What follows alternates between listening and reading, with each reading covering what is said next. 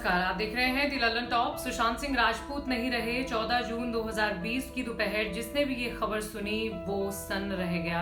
34 साल के एक नौजवान जिंदा दिल और प्रतिभाशाली इंसान के इस तरह जाने पर किसी को यकीन ही नहीं हो रहा था। एक बार को तो ये लग रहा था कि शायद कोई फेक न्यूज तो नहीं है, शायद गलती से कुछ गलत लिख दिया गया हो, लेकिन खबर पक्की निकली। सोशल मीडिया अगर दुख नापने का पैमाना होता तो सुशांत की मौत ने उस पैमाने को तोड़ दिया है। लेकिन कुछ लोग ऐसे भी थे जो कम उम्र की इस मौत पर भी घटिया बातें लिख रहे हैं। वो सुशांत के लिए भद्दे शब्दों का इस्तेमाल कर रहे हैं। इसी तरह का जहर इरफान और ऋषि कपूर की मौत के बाद भी उगला गया था। सुशांत के लिए लोग एंटी हिंदू, लव जिहादी जैसी बातें लिख रहे हैं और इस तरह की बेहुदी बातों के लिए इनके पास तर्क भी थे। इनका कहना था कि सुशांत को हिंदू होने पर शर्म थी। पद्मावत फिल्म के समर्थन में उन्होंने राजपूत सरनेम को हटा लिया था। आपको याद होगा पद्मावत फिल्म के बनने के टाइम पर राजपूत करनी सेना ने काफी हंगामा किया था। डायरेक्टर संजय लीला भंसाली को पीटा गया था। दीपिका पादुकोण की नाक काटने की धमकी दी गई थी। सुशांत हिंसा के विरोध और अभिव्यक्ति की आजादी के पक्ष में खड़े हुए थे। उन्होंने हिंसा के विरोध में सरनेम राजपूत हटा दिया था। बस तब से ही लोगों की सुई वहीं अटक गई है। सुशांत की मौत पर उन्हें भड़ास निकालने का मौका मिल गया। कईयों ने सुशांत की मौत की खबर को पद्मावत, राजपूत और हिंदू से जोड़कर लिखा, तो कुछ लोगों ने ये लिखा कि सुशांत ने फिल्म पीके और केदारनाथ में लव जिहादी की भूमिका निभाई थी। ऐसे लोगों की मौत से किसी को कोई फर्क नहीं पड़ना चाहिए।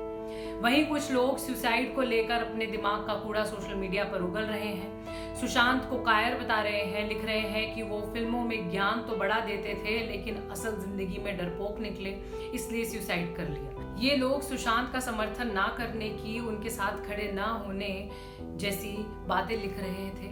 एक महाशय तो सुसाइड को महापाप बताते हुए इसे चाणक्य से जोड़ गए। कहा कि चाणक्य ने कहा है कि सुसाइड करने वाले की अंतिम यात्रा में जाने पर सुसाइड का पाप लगता है। इसी तरह की और भी घटिया बातें हैं जो लिखी गई।